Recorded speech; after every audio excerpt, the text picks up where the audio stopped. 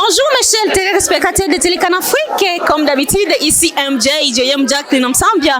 Aujourd'hui c'est un peu spécial, aujourd'hui nous sommes invités, l'équipe de Télécan Afrique, nous sommes invités dans l'île d'Orléans.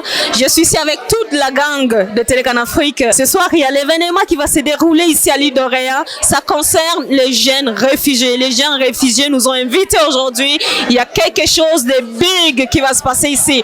Donc soyez patients, vous allez voir, il y aura des témoignages, leur parcours, comment ils racontent des difficultés. Vous allez voir les responsables aussi, comment ils s'organisent pour leur événement et comment ils accompagnent ces jeunes-là pour leur vie ici à Québec. Ils sont là juste pour les aider à s'intégrer à Québec.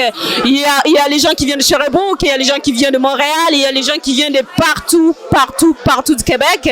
Donc, je vous aime beaucoup. Aujourd'hui, je suis là juste pour vous. C'est quoi votre nom? Jasmine.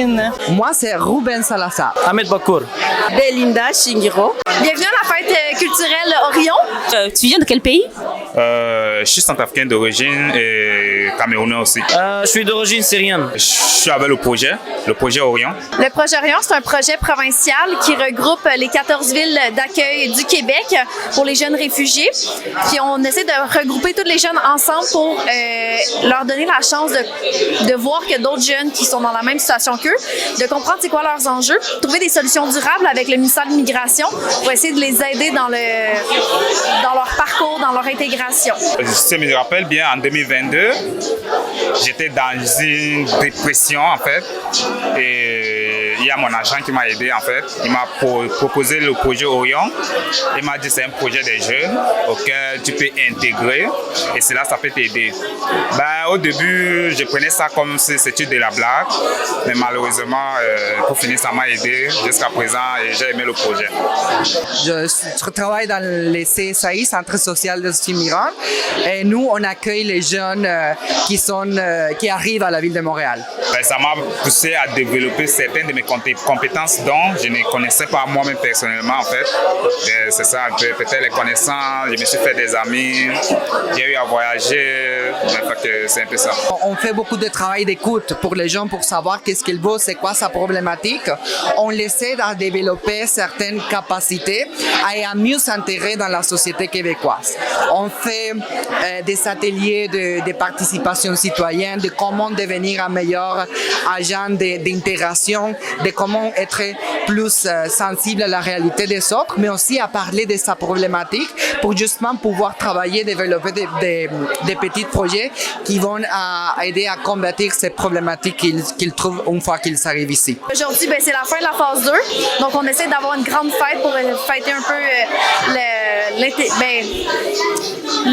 la présence des jeunes, leur bénévolat pendant les 5 dernières années. C'est un événement en fait qui est conçu pour les jeunes et par les jeunes, mais on voulait inviter des personnes des médias parce qu'on trouvait important que les jeunes puissent avoir de la visibilité. Aujourd'hui, je suis de retour pour présenter le musée Orion. Comment faites-vous pour rassembler tous ces jeunes? Vous les retrouvez où exactement?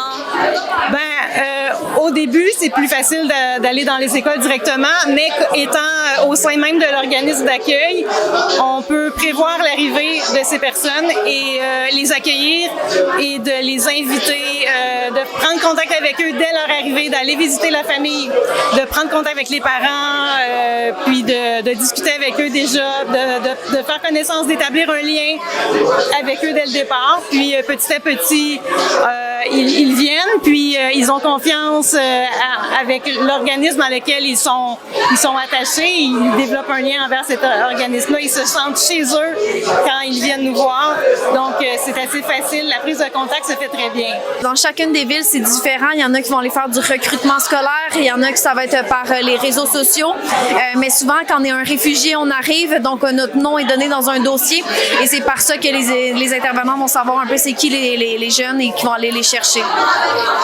Donc, c'est rarement les jeunes qui viennent nous voir, c'est plus nous qui allons vers eux. Ah, ok, je comprends. Ouais, dans ce cas-là, c'est facile. Supposons à Québec, on parle où? Au Centre technique ou bien? C'est au centre multiethnique qu'on va avoir un lien avec les jeunes. Donc, notre organisme à Québec, c'est le centre multiethnique, mais mettons à Montréal, c'est le CSAI. Fait qu'on a 14 autres organismes un peu partout dans la province. Mot à dire au gouvernement, qu'est-ce que vous pouvez le dire? Je dirais renouveler encore le projet Orion parce que c'est la réponse à tous les enjeux de nos jeunes. Le projet Orion, ça répond à tous leurs besoins.